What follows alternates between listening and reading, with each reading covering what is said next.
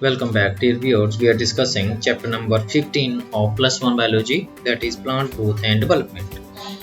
Our today's video pertain to physiological effects of plant growth regulators. तो इसमें आज की वीडियो में हम ऑक्सिन और जिबुलिक एसिड के फिजियोलॉजिकल इफेक्ट्स के बारे में डिस्कशन करेंगे. So first of all, coming to auxins. Auxin word has been derived from Greek word auxin, which means to grow. They were first isolated from human urine. The term auxin is applied to indole-triacetic acid and to other natural and synthetic compounds having certain growth regulating properties. तो ये ऐसे compounds हैं जो जिनमें growth regulating properties होती हैं. ये artificial हैं और synthetic दोनों प्रकार के हैं. They are generally produced by growing apices of the stem and roots from where they migrate to the region of their action. इनकी जो सिंथेसिस होती है वो रूट टिप और शूट टिप के ऊपर होती है. After the synthesis they migrate to the region of their action. Auxins like indole-acetic acid and indole-butyric acid have been isolated from plants. तो ये नेचुरली प्लांट से इनको एक्सट्रैक्ट किया गया है. इसी के साथ जैसे सिंथेटिक ऑक्सिन्स हैं, NAA है, नेप्थलीन एसिटिक एसिड, और 2,4-D है, 2,4-डाइक्लोरोफेनॉक्सी एसिटिक एसिड. इनको हमने लेबोरेटरी में सिंथेसाइज किया है. All these auxins have been used extensively in agriculture and horticulture practices. तो आइए देखते हैं क्या इनके यूजेस हैं. They help to initiate rooting in stem cuttings. Stem cuttings आपने देखा होगा, जैसे हम गुलाब के जो पेड़ है उसकी कटिंग लगाते हैं, तो उसको अगर हम उसकी टिप को नीचे से जो उसको हम ऑक्सिन के साथ अगर ट्रीट करते हैं तो उसमें बहुत जल्दी रूट फॉर्मेशन हो जाती है, जिससे उसकी जल्दी प्रोपगेशन हो जाती है. तो ये वाइडली यूज प्रैक्टिस है प्लांट प्रोपगेशन में. ऑक्सिन की सहायता से हम रूट इनिशिएशन कर सकते हैं. Auxins promote flowering. In case of pineapple, they promote flowering.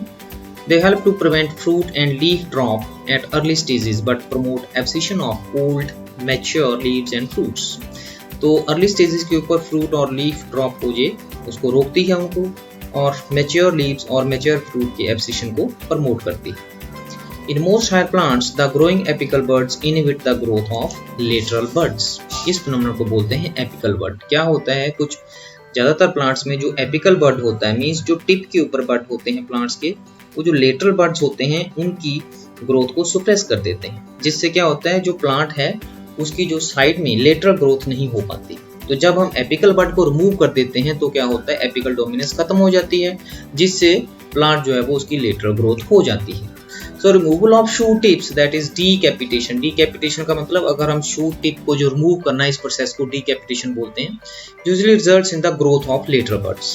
तो अगर हम शूट टिप को काटें तो उससे लेटरल बड की ग्रोथ हो जाती है. It is widely applied in tea plantation, fair and hedge making. The growth of lateral buds in decapitated shoot can be prevented by application of paste of auxins over the stump. Auxins also induced parthenocarpy. Parthenocarpy means formation of fruit without fertilization, जैसे tomatoes में है. They are widely used as herbicides. Herbicide means herb means plant herb, side means killer. जो herb को मारने वाला है उसको herbicide बोलते हैं. 2,4-D जो है, it is widely used to kill dicotyledonous weeds, but it does not affect mature monocotyledonous plants. Weeds क्या होते हैं, unwanted plants होते हैं which grows along with the useful plants. तो उनको मारने के लिए ये 2,4-D जो है वो यूज किया जाता है. It is used to prepare weed free lawns by gardeners. तो weed free lawns डेवलप किए जाते हैं ऑक्सिन की सहायता से. Auxins also control xylem differentiation and help in cell division. तो xylem differentiation और cell division में भी ये सहायता करते हैं. Now coming to gibberellins. Gibberellins are another kind of promotory plant growth regulators.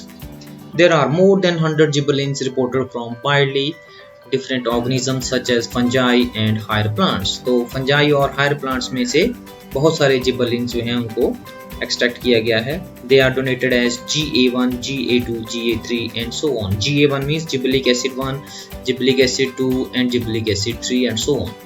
However, gibberellic acid 3 was one of the first gibberellins to be discovered and remains the most intensively studied form. तो gibberellic acid 3 जो है वो ये सबसे ज़्यादा common gibberellin है. All gibberellic acids are acidic in nature. They produce a wide range of physiological responses in the plants. Their ability to cause an increase in length of axis is used to increase the length of grape stalk. जो जिबलिन है इनका मुख्य जो physiological effect है ये internodal जो elongation करते हैं, इंटरनोड को इलोंगेट कर देते हैं, ये इनका मुख्य इफेक्ट है। तो सेम पहला यही है, ग्रेप स्टॉक की जो लेंथ जो इंक्रीज करने में इसको हम यूज करते हैं। Gibberellins cause fruit like apple to elongate and improve it shape. तो एप्पल जो है फ्रूट उसको इलोंगेट करने में इसकी सहायता ली जाती है। They also delay senescence, senescence को डिले कर देते हैं। सेनेसेंस का मतलब होता है बुढ़ापा वैसे, लेकिन यहाँ प्लांट के केस में हम करेंगे सेनेसेंस का मतलब पतझड़ जिसको बोलते हैं।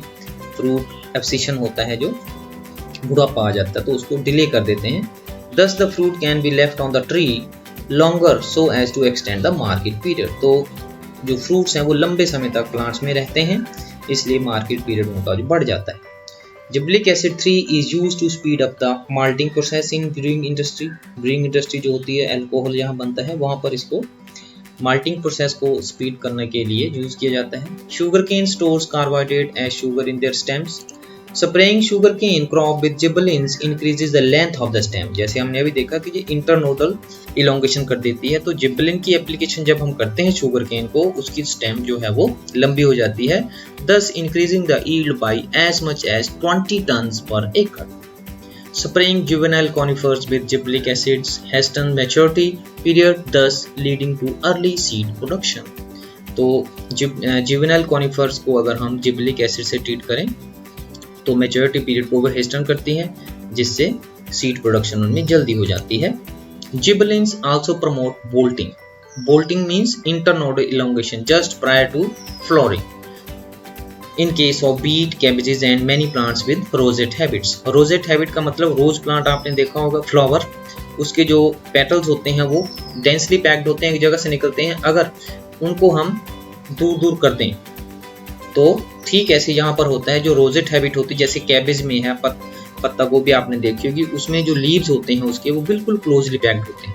अगर हम जिबलिन की एप्लीकेशन करें वहां पर तो क्या होगा, जो लीव के बीच में जो इंटरनोड है उसकी इलोंगेशन हो जाएगी, तो वो लंबे लंबे हो जाएंगे। तो आज की वीडियो में इतना ही। Thank you very much.